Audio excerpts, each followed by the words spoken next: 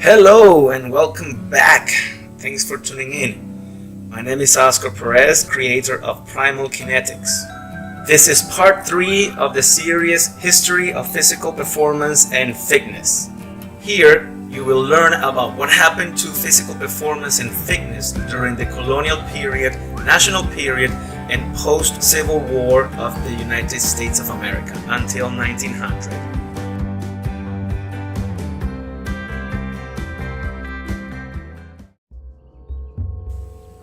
Colonial Period, 1700 to 1776. Hardships of colonial life ensured that regular physical activity continued to be a lifestyle priority. However, during this period, no organized exercise or fitness programs existed. Colonial America remained an underdeveloped country characterized by much unexplored land and wilderness. Lifestyle during this era consisted largely of plowing the land for crops, hunting for food, and herding cattle. This provided sufficient levels of physical activity with no additional need nor demand for exercise to maintain fitness levels. There was no great threat of foreign invasion in the United States like it was in Europe. The need to prepare for war was not as acute, and thus an emphasis on physical culture came later. The United States National Period, 1776 to 1860. Fitness in the USA was influenced by European culture during this period.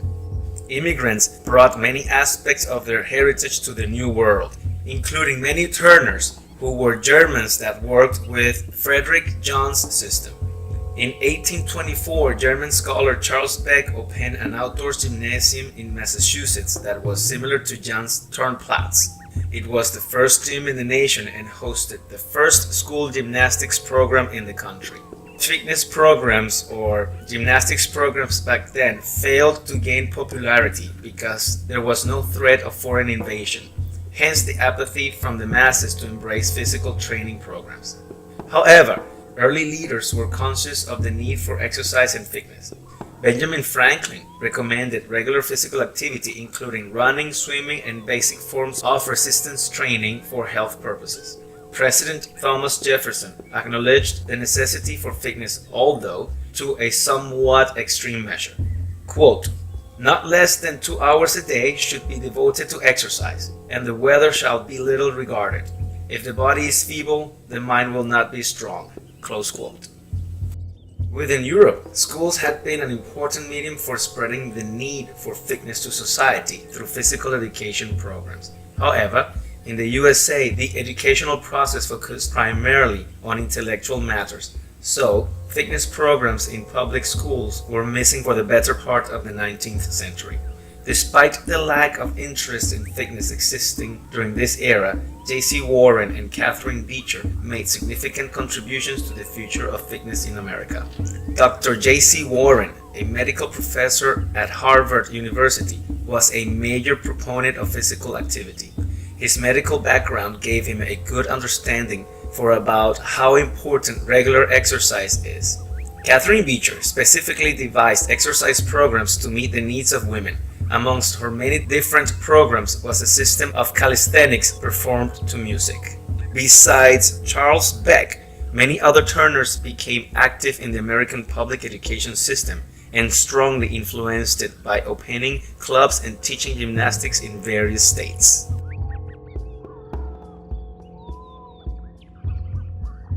A quick note before jumping into the post-Civil War era.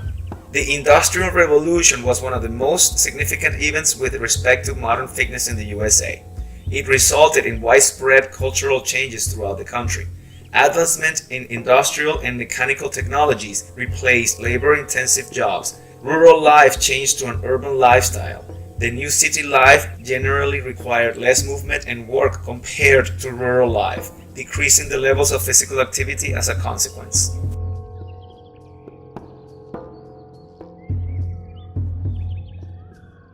Post-Civil War, 1865 to 1900.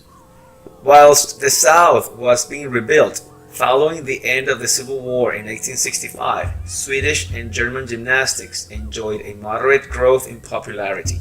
but the most popular program during this time was the New Gymnastics, which was introduced by Diocletian Lewis. Others that played a significant role in the development of the fitness industry were Edward Hitchcock, William Anderson, and Dudley Sargent, of which I will expand later.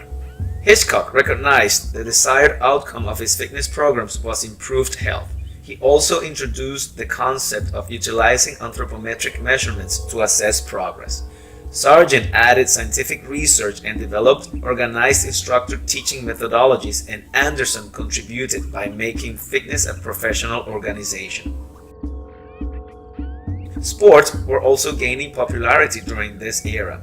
Consequently, the majority of physical education programs focused on sports and games. The debate between health-related fitness and skill-related fitness programs still exists today. Years after the end of the Civil War, there was mass urbanization in the USA that entailed millions of people moving into the cities.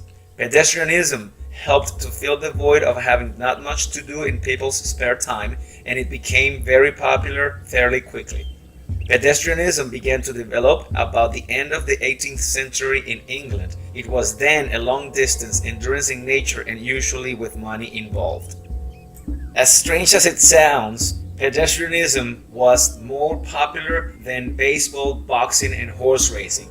Inside sold-out arenas, competitors walked around dirt tracks almost non-stop for 6 straight days, risking their health and sanity to see who could walk the farthest. 500 miles, then 520 miles, 565 miles, and so on.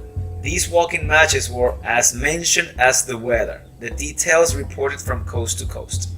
The long-forgotten sport spawned America's first celebrity athletes and opened doors for immigrants, African Americans, and women. The top pedestrians earned a fortune in prize money and endorsement deals. But along with the excitement came the inevitable scandals, charges of doping, and insider gambling. It even spawned a riot in 1879.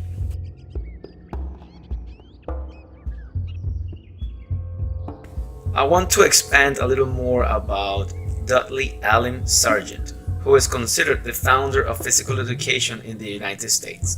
He was the most notable practitioner of Jan's system, or Turner.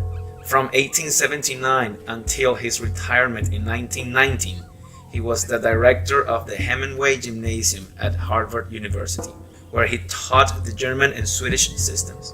He also challenged the Victorian view of females as feeble and prone to fainting, and encouraged freedom of dress and vigorous activity for the females. The big takeaway from tracing the development of physical culture both in Europe and in the USA during this period is that these systems were all very similar and mostly based on a practical and cooperative approach. It was the status quo. Gymnastics or calisthenics at that time did not primarily convey the idea of acrobatics, but more utilitarian movement skills and the strength training that was essential to military preparedness and real-life situations. The use of fitness equipment would have a big impact in the 20th century, as would the weight-based, strength-oriented strongman approach to physical culture.